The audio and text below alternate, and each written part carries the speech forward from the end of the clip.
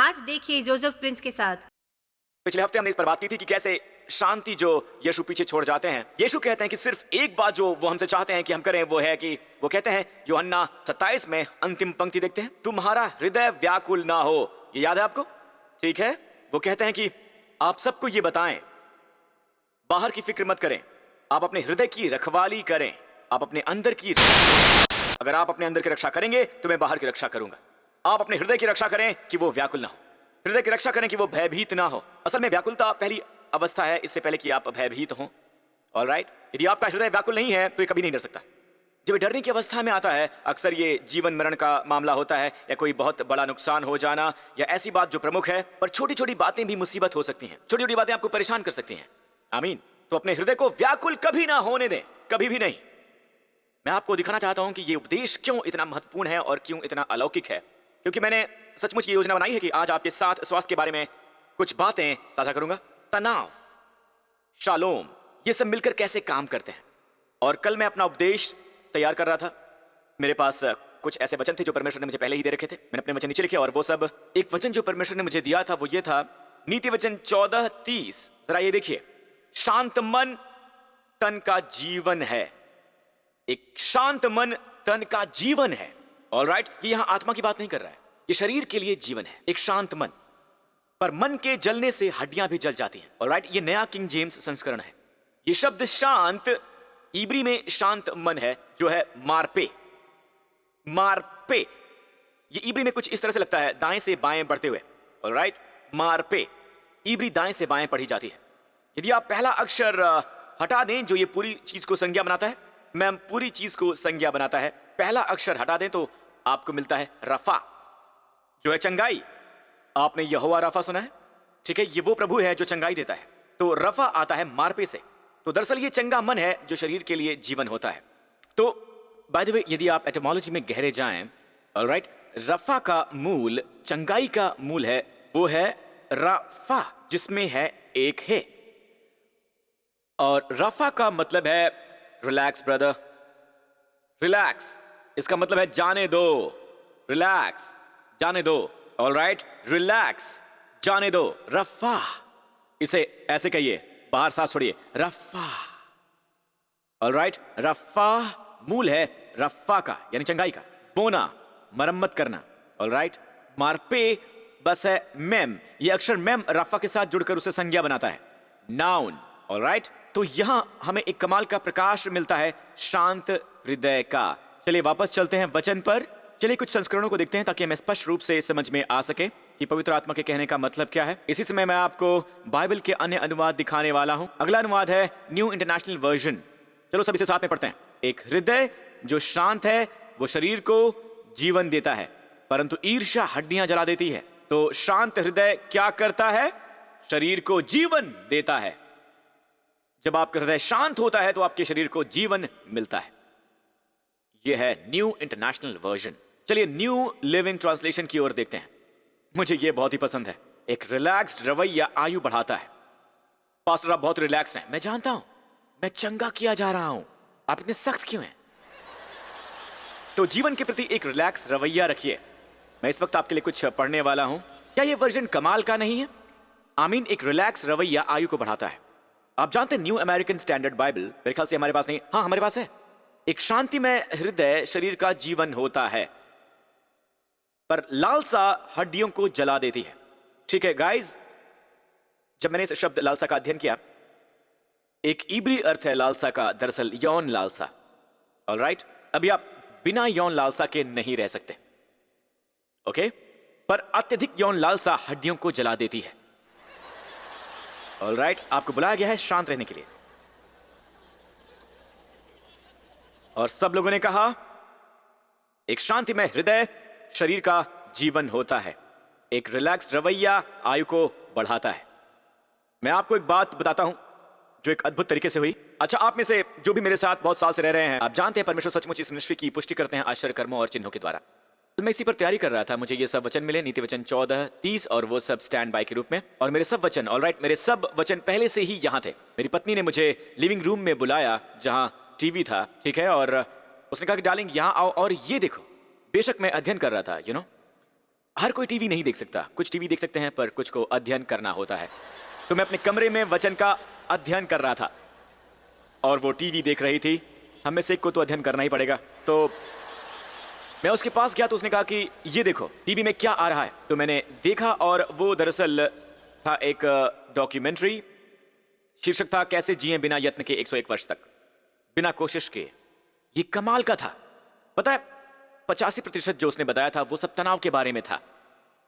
Alright, उस documentary में genetics की बहुत ही कम मात्रा थी, बहुत ही कम मात्रा। खैर पास्टर प्रिंस, मेरा ख्याल है कि जीन्स भी बहुत महत्वपूर्ण भूमिका अदा करती है। मैं आपके सामने डॉक्यूमेंट्री से भी कुछ रिकॉर्ड करना चाहता हूं, ठीक है। और ये आदमी डॉक्टर क्लेमेंसी मिशेल जो कि वॉर्कशायर से हैं, ये इशारा करता है कि जेनेटिक्स केवल दीर्घायु के लिए 20% ही योगदान करता है, सिर्फ 20%। एक और आदमी ने कहा कि 40 जीन्स एक बंदूक को लोड करते हैं, पर जीवन शैली है जो ट्रिगर दबाती है। और इस डॉक्यूमेंट्री में 102 साल की महिला है, एक मसीही महिला, और वो 102 साल की है। इससे पहले कि वो अपनी ब्रेकफास्ट ले, उन्होंने उसे दिखाया खड़ी बाइसिकल पर। हर रोज वो 6 मील चलाती है अपने ब्रेकफास्ट से पहले उसी बाइसिकल पर, और एक जवान इंसान की तरह वो चुस्ती फुर्ती से चलाती है। जब आप उस इंटरव्यूअर से बात करते हैं जो उसे बात करता है, तो वो सुन रही थी, राइट? मतलब उसे सुनने की समस्या भी नहीं थी। इंटरव्यूअर ने उससे इसका रहस्य पूछा तो उसने कहा कि हमेशा याद रखो कि तुम्हारा शरीर पवित्र आत्मा का मंदिर है। उसने ये कहा, पवित्र आत्मा का मंदिर, तो ध्यान रखें कि आप इसके अंदर क्या डालते हैं, ना तो सिगरेट ना तो शराब। ऑलराइट, और वो प्रभु पर भरोसा रखती है, वो चर्च जाती है। और ये शक्तिशाली बयान है जो आप सुनने वाले हैं, सुनिए। ऑलराइट, और ये उस डॉक्यूमेंट्री से है।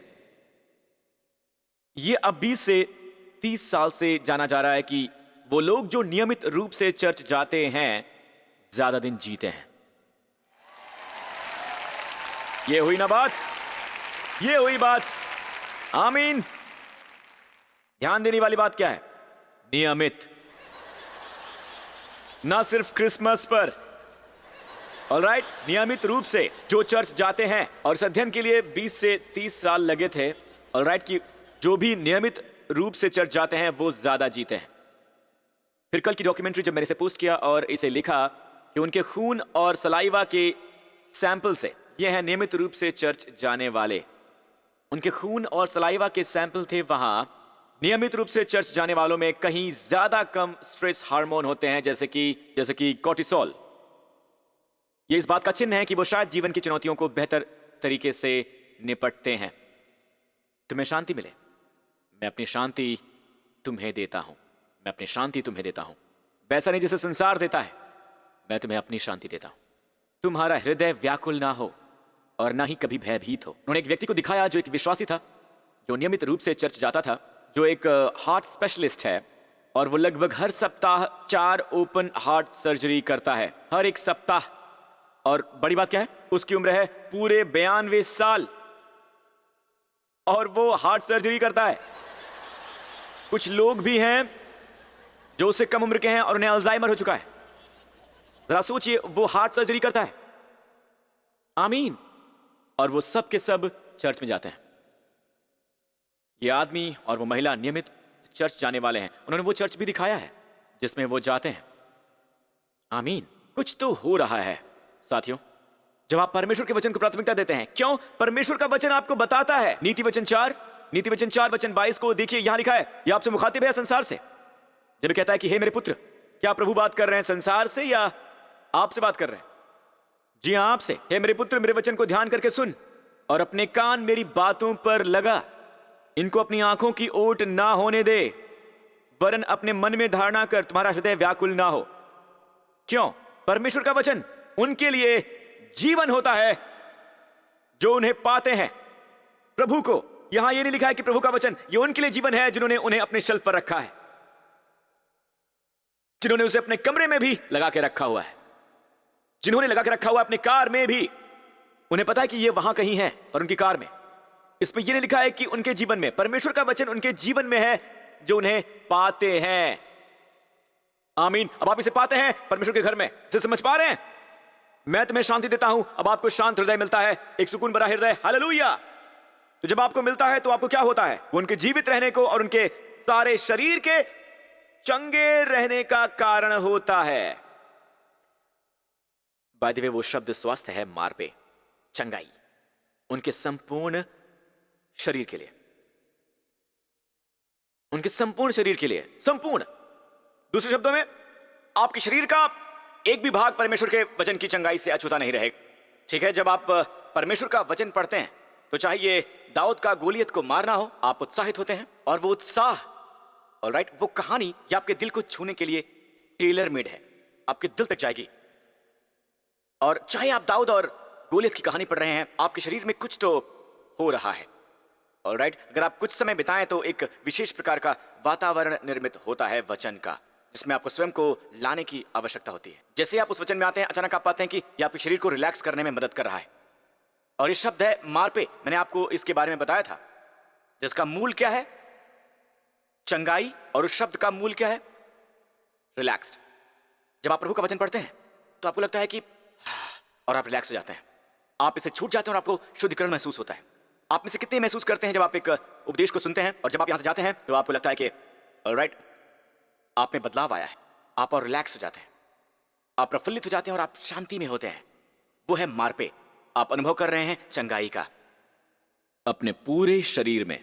मैं एक आदमी को जानता हूं, एक सच्ची कहानी है, उसे कैंसर से डायग्नोस किया गया था, ऑलराइट। वो घर गया और बाइबल में डूब गया। दरअसल वो इतना मजबूत समर्पित विश्वासी भी नहीं था, ऑलराइट, और ना ही वो नास्तिक ही था। वो वापस गया, अपनी बाइबल ली और बाइबल पढ़ने लग गया। कुछ समय गुजरने के बाद, अपनी बाइबल पढ़ने के बाद, उसने कहा कि उसे महसूस हो रहा है कि उसके शरीर में एक विशेष संवेदना हो रही है। उसे गर्माहट महसूस हुई। फिर उसने अपनी बाइबल एक और रखी, तब उसे ये महसूस नहीं हो रहा था। फिर वो बाइबल पर लौटा और जैसे जैसे दिन गुजरते गए वो उसे पढ़ता गया और शरीर में एक विशेष प्रकार की संवेदना महसूस होती गई। खैर, लंबी कहानी है। जब वो वापस डॉक्टर के पास गया तो डॉक्टर ने कहा कि कैंसर का नामो निशान तक नहीं है।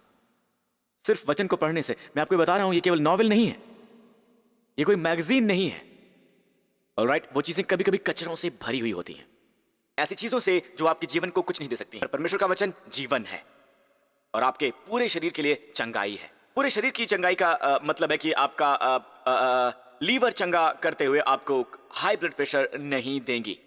कुछ दवाइयां हैं जो आपकी गैस्ट्रिक को चंगा करती हैं या फिर कुछ और, लेकिन कोई और समस्या उत्पन्न कर देती है, आपके सूखे होंठ या फिर कुछ और। एक और समस्या जो गैस्ट्रिक उत्पन्न करती है वो असल में उसके विपरीत हो जाएगा। लेकिन परमेश्वर की दवा हर चीज के लिए चंगाई है।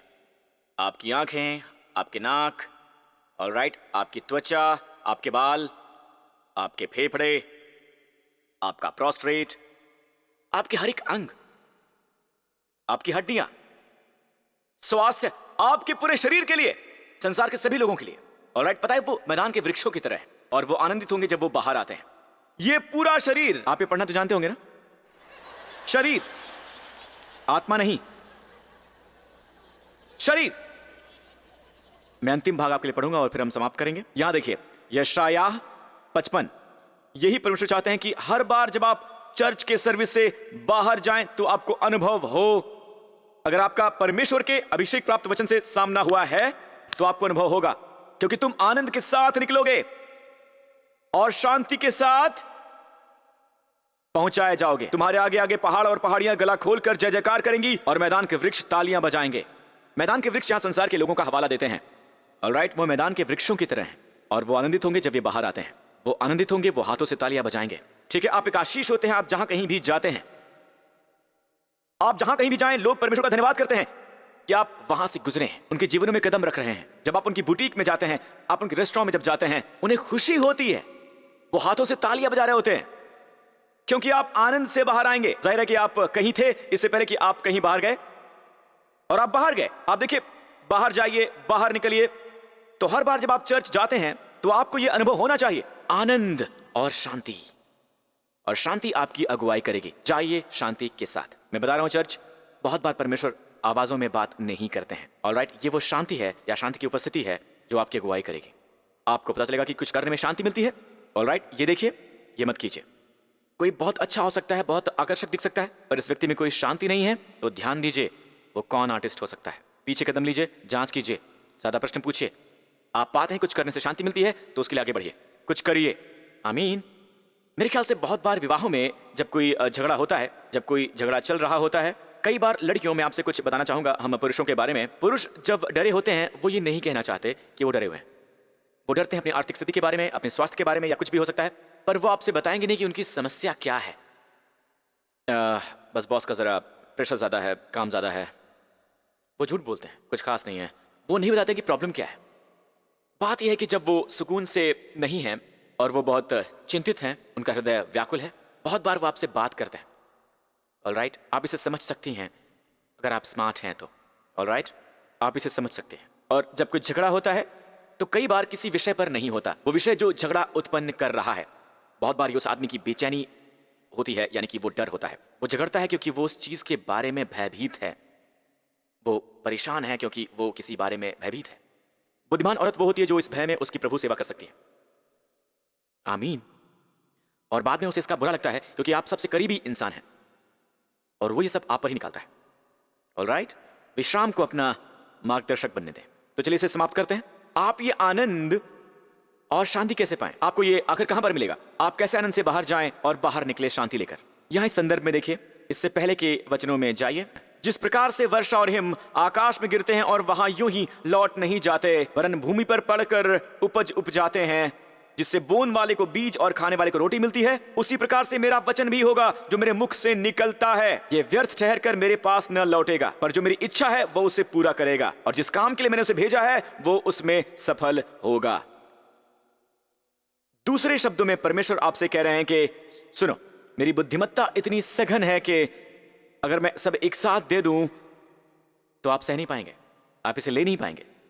तो मैं ये करूंगा कि जैसे बारिश नीचे गिरती है, आप जानते हैं कि बारिश कैसे नीचे आती है। अगर परमेश्वर सभी बादलों को एक ही साथ बरसने दें, सैकड़ों हजारों टन पानी नीचे आ जाएगा। वो आपकी कार के टुकड़े टुकड़े कर देगा, चकनाचूर कर देगा। ये घरों और भवनों को तोड़ देगा, ये सारे वनस्पति को तबाह कर देगा। प्रभु कहते हैं मैं ऐसा नहीं करता। मैं जो करता हूं वो ये है कि जब बारिश नीचे आती है या बर्फ नीचे गिरती है, उसी तरह मेरा वचन भी नीचे आता है। ये सघन अवस्था में नहीं आता है, ये बर्फ की बूंदों में नीचे आता है। बारिश की बूंदें जो गुलाब की पंखुड़ियों को भी नुकसान नहीं पहुंचाती, बल्कि उसका पोषण करती हैं, उसे साफ करती हैं, सुंदर बनाती हैं। तो इसी तरह से मेरा वचन भी नीचे आता है। ये बाइट साइज में है। और जब आप परमेश्वर के भवन में आते हैं, परमेश्वर का वचन नीचे आता है। जब आप वचन में समय बिताते हैं, परमेश्वर का वचन नीचे आता है। आप अपने आईपॉड पर सुनते हैं एक उपदेश के जरिए, और परमेश्वर का वचन नीचे आता है। आप एक किताब पढ़ते हैं, प्रभु का वचन अंदर आता है। आप किताब बंद करते हैं, आप सर्विस से बाहर आते हैं, और आप अपने बाइबल स्टडी टाइम से बाहर आते हैं, आप आनंद से बाहर आते हैं, और आप आगे बढ़ते हैं शांति से। और बाइबल में आगे लिखा है, आप बाहर जाते हैं तो मैदान में सभी वृक्ष आपके लिए तालियां बजाते हैं। क्या होगा तब? भटकटाइयों की संति सनोवर उठेंगे। जी हां, भटकटाइयों की संति एक श्राप का चित्र है। वहां आशीष होगी, यानी सनोवर का वृक्ष। ऐसा वृक्ष है जिसे इतनी बार इस्तेमाल किया गया है, मिलाप के तंबू में या सुलेमान के मंदिर में। देवदार के अलावा ये दोनों बहुत इस्तेमाल किए गए। दूसरे शब्दों में, बजाय श्राप के वहां लोग होंगे जो बिल्डिंग ब्लॉक बन जाएंगे परमेश्वर के राज्य के लिए। और बिच्छू पेड़ों की संति मेहंदी उठेगी। Mehndi by the way Esther का नाम है, और इब्री में हदास, हदास, हदास। और इससे यहोवा का नाम होगा जो सदा के लिए चिन्ह होगा, और वो कभी भी नहीं मिटेगा। आमीन, आमीन। जब आप वचन में समय बिताते हैं, ऑलराइट, तो आपका विवाह भी बेहतर हो जाता है। आप बता सकते हैं कि विवाह में तनाव है कई बार, और ये होता है वचन में समय ना बिताने की वजह से, उपदेश को ना सुनने की वजह से। आप कहेंगे पास्टर जब मैं बाइबल पढ़ता हूं मुझे कुछ समझ नहीं आता, तो आप बाइबल टीचर लीजिए जो आपको समझा सके। ओके, उनकी मत सुनिए जो कहते हैं कि मैं बस बाइबल पढ़ता हूं, क्योंकि हम में से सब अपने जीवन में एक मुकाम पर थे जब हमारे टीचर हमें सिखाते थे। अच्छी किताबें थी हमारे पास, अच्छी गाइड बुक्स थी, बाइबल स्टडी किताबें, आमीन, जहां पर हम सीधे वचन को ग्रहण कर सकते हैं, बिल्कुल सीधे। और इसलिए प्रभु आपको इस चर्च में लेकर आते हैं। क्या मुझे अच्छी आमीन मिल सकती है? और याद रखिए लेडीज, मसीह चर्च का सिरमौर है और आदमी परिवार का सिर है। और सभी आदमियों ने कहा, पर लेडीज आप वो गर्दन है जो सिर को घुमाती हैं। ऑलराइट, तो प्लीज आपका पति यहां नहीं है जो यहां से जाएंगे, ठीक है? तो उसका मजाक ना उड़ाइए। उसे ये सोचने दें कि वो सिर है, और उसे ये मत बताइए कि आप गर्दन हैं। ऑलराइट, उसे फैसला करने दें, या फिर उसे इस तरह से घुमाएं कि चलो इस तरफ चलो चलो, और फिर आप उसे इस तरफ घुमाएं और कहें कि इस तरफ चलो, और फिर कहें डियर तुम बॉस हो, ठीक है? तो आप एक इन्फ्लुएंस हैं। आमीन, आमीन। उस डर की प्रभु सेवा करना सीखें। आप जानते हैं एक व्यक्ति अपने दोस्त से कह रहा था, मैं बता दूं, कल रात मेरी पत्नी अपने घुटनों के बल मुझसे विनती कर रही थी। तो दोस्त ने कहा कि क्या बात कर रहा है, क्या कहा उसने? वो कह रही थी कि बिस्तर से नीचे आओ और एक मर्द की तरह लड़ो।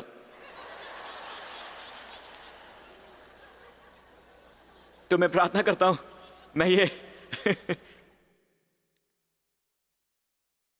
ठीक है साथियों, मेरा समय खत्म हो गया है। मैं प्रार्थना करता हूं कि न केवल आपका स्वास्थ्य एक सुकून भरी वृद्धि महसूस करेगा, पर आपका वैवाहिक जीवन भी। सबसे बड़ा रिश्ता जो इस धरती पर होता है, आपके बच्चों से भी पहले। ध्यान दीजिएगा, प्लीज प्लीज इस बात को ध्यान दें, जरा गौर कीजिए। आपके बच्चों को अपने पति से ज्यादा प्राथमिकता नहीं मिलनी चाहिए। ऑलराइट, आप और आपके पति, आपका रिश्ता पहले नंबर पर आता है, फिर आते हैं आपके बच्चे। बेशक यीशु सबसे पहला है, ये कहने की आवश्यकता नहीं है, पर मानवीय संबंधों के संदर्भ में आप और आपका जीवन साथी, आपके विवाह को भी सुकून भरी उन्नति मिले, सुख और शांति मिले। आमीन।